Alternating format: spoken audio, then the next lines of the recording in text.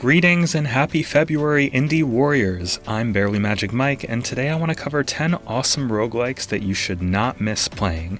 However, this is a really crowded genre, so some picks that you would consider incredibly obvious for this list are ones with large enough followings that I probably don't need to inflate their well-earned egos even further. And hey, the joy in making lists for me is helping gamers discover cool games they may not have played or heard of yet, and I'm pretty sure almost every gamer, even slightly attuned to the indie scene, has heard of Slay the Spire, Hades, Vampire Survivors, Dead Cells, and a whole bunch of other roguelikes, even if their insane popularity is well earned. So, you won't see any of those here. All good? Cool. Let's get into it. As soon as I give my ever so brief shout out to our Patreon, which you can join via the link below to earn cool perks and continue supporting coverage of indie games free of the gaming echo chamber's devious influences. Okay, now let's get into it for real. I'm going to start with a roguelike that went under my own radar until very recently. This is Patch Quest, a bullet hell, creature collecting, Metroidvania-esque, base building roguelike whose unique combination of mechanics caught my attention no less than a minute into the game. If it sounds like Patch Quest is juggling a lot of genres, you'd be correct, but the resulting digital potpourri is nothing short of masterfully designed. Unlike most roguelikes, Patch Quest's map is not randomly generated, and it's the tiles within that map and the perks you come across that change with each run. This is where the Metroidvania-ness comes in.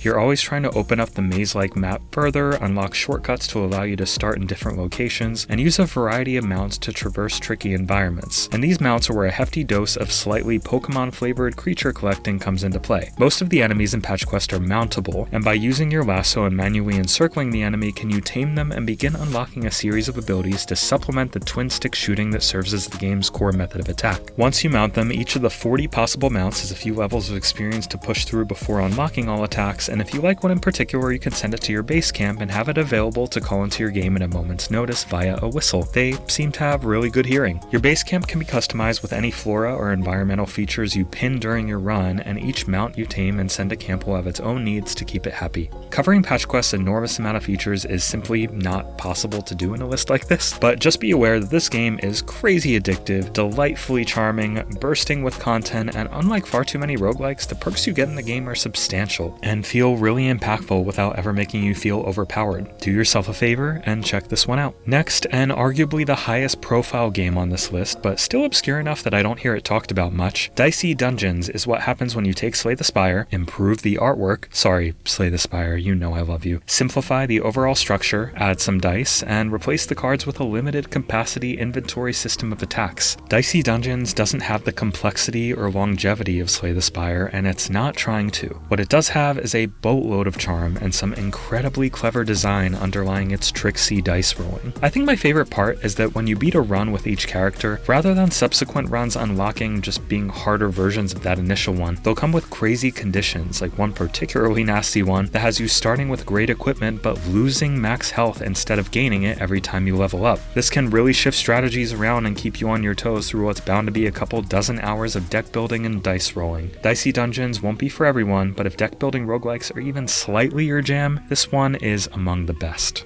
While on the subject of deck builders, I might as well get the only other turn-based one on this list out of the way. I actually reviewed Wildfrost when it came out in 2023 and found a really clever deck-building roguelike with a charming style and really innovative mechanics that make positioning your characters a huge part of the game's strategy. Every time you start a battle in Wildfrost, you place your leader card on one of two rows on the battle screen and can play a card each turn that serves to add a teammate to the battle or to actually fight it. But though you can play a card every turn, the way turns work for your allies and enemies is a neat little twist. Each ally or enemy card has a timer that clocks down 1 each turn, and only when it hits 0 will their attack or ability activate. Cards you play each turn will often be tailored toward manipulating this feature. For example, attack one of your enemies with a snowball card and prevent their ability from activating for 2 turns. But is that really worth using a turn for when other enemies on the board are ticking clocks? Well, that's for you to decide. At the time of release, I definitely found Wildfrost to be a little unbalanced and occasionally lacking in run variety, despite really liking it overall. I'll admit to having not returned to it since then, way too damn much to play nowadays, but from what I've heard, there have been some pretty solid improvements, and it's a game I definitely like to return to now that I'm remembering how much fun it was. Okay, let's be real for a second. Grappling hooks are kinda great. I've never played a game that had a grappling hook in it and been like, this game would be better if it instead did not have a grappling hook. And unless one gets added to the new Silent Hill, I'm probably not changing my mind. So naturally, I'd be drawn to Flinthook, a platforming roguelike that takes the grappling hook and tells you that it's central to your identity now. You and the hook are one. Yeah, totally. Sign me up. Flinthook puts you in the shoes of a space pirate who's tasked with boarding a variety of pirate ships to steal treasure and take down your bounties. For each ship, most rooms take the form of a single screen and will have a variety of hooks you can grapple to, treasures to find, obstacles to avoid, or enemies to fight. While the grappling hook is generally just a really fun way to go from point A to B in Flinthook, it's useful in battle too. Pop your enemies' bubble shields with it to make them vulnerable, and stay constantly on the move with slow motion grapple acrobatics? Grapplebatics? Okay, don't worry, I'll stop. The art and the music are also extremely on point in this one, and there's just enough progression to keep you coming back for its relatively short runs, which often lasted less than 15 minutes. Maybe that's just because I suck at it though, jury's still out. Next up is a totally different take on a very similar style of roguelike gameplay that prioritizes mobility above all. ScourgeBringer is a game with, well, first of all, a really cool name, honestly, but thankfully does bring more than just a cleverly ominous title to the table. While this is an action platforming roguelike where you fight and explore your way through one room at a time, much like Flinthook, ScourgeBringer's movement is focused on staying in the air. Jumping and dashing through the game's trap-laden environments like Celeste after a few nasty party drugs yields the best outcome most of the time, as dashing is a great way to damage a line of enemies at once and cools down so quickly that proper timing of it will rarely require you to touch the ground at all. But you do have to have really good control over your dash because you're plenty vulnerable during it, and dashing into an enemy's bullet spells trouble. Many of my initial runs in ScourgeBringer didn't even last a few minutes, and the game does require you to get good before you find much in the way of perks or abilities to differentiate runs.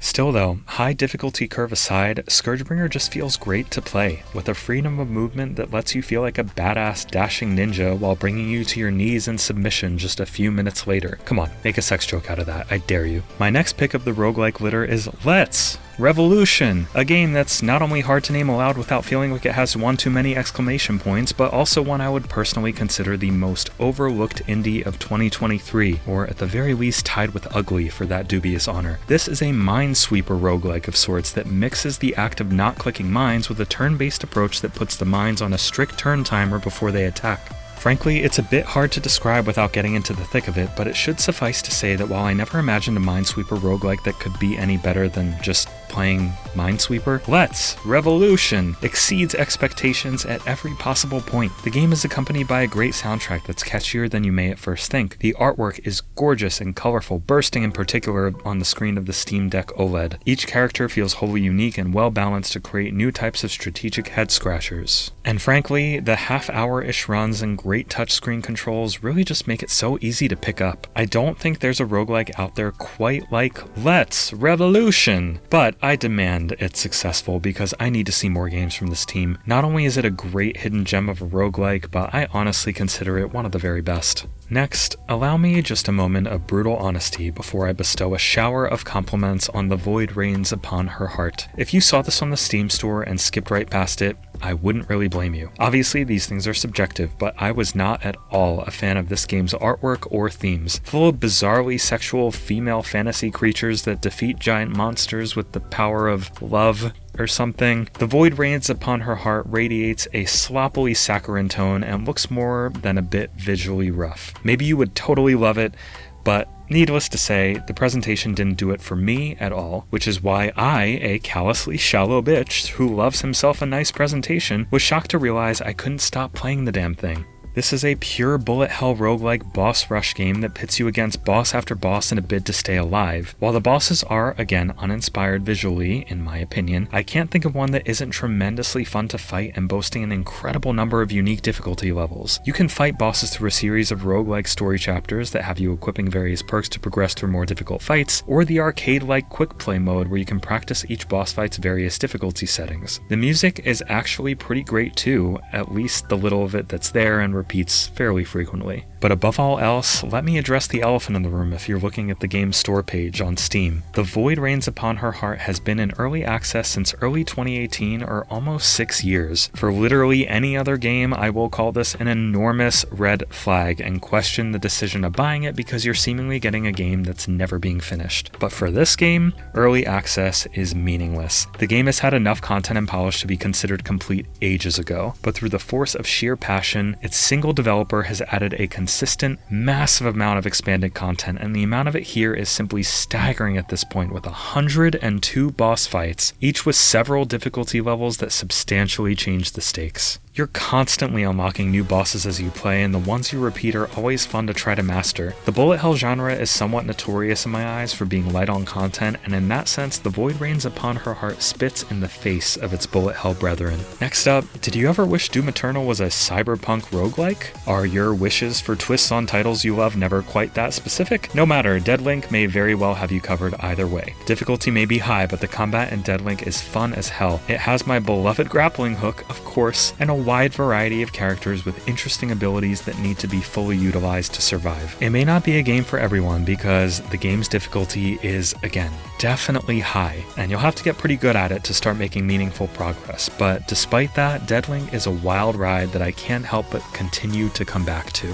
Next up, there are a disturbing number of Vampire Survivors likes out there. A lot of them have been surprisingly solid and have unique ideas to mix up the formula and try to improve it, so it wouldn't be fair to call them clones necessarily, but it's a pretty saturated genre already, and at this point, you really have to stick out for your game to be worth a look. Halls of Torment does exactly that by combining Vampire Survivors with the loot and RPG progression of Diablo and throwing a cool art style on top. Going up in levels will allow you to earn traits like a faster attack speed or higher crit bonus, while defeated bosses will give you some new passive weaponry to help keep you alive. It's an incredibly addictive system, and the variety in enemies and interesting loot added a new dimension into the mix of now traditional bullet heaven design. And last, but certainly not least, while Old Gamer Joe was the one to actually review Rungor's early access release, his praise for the game was so glowing that despite the early access tag, I had to get a look at it myself. And frankly, this is another early access title that is worth it to play right now regardless of any additional content coming. Rungor is a very focused game and has you auto-running down a long hall and auto-fighting every battle based on set stats between you and your opponent. But if you don't find a way to give yourself an edge, you don't have much hope, and this is where your deck of cards comes in. During each real-time battle, you'll want to quickly play cards to give yourself armor, hit the enemy with an extra attack, or cast afflictions onto them. It starts off easily enough, but soon becomes a frantic and exhilarating time, with fast and rapid-fire battles that balance complexity with ease of play, and have the sense to give you breathing room as you pick up new cards or perks between battles. I know Rungor is going to be a big deal when it exits early access because it's already a tremendously fun game now. Definitely give this one a look if its unique brand of deck building and auto battling appeal to you. And with that, we conclude another list of top tier titles that I really hope you'll all get the chance to check out and give the love they truly deserve. Thanks so much for watching, and keep your eyes on I Dream of Indie Games for more great indie gaming content.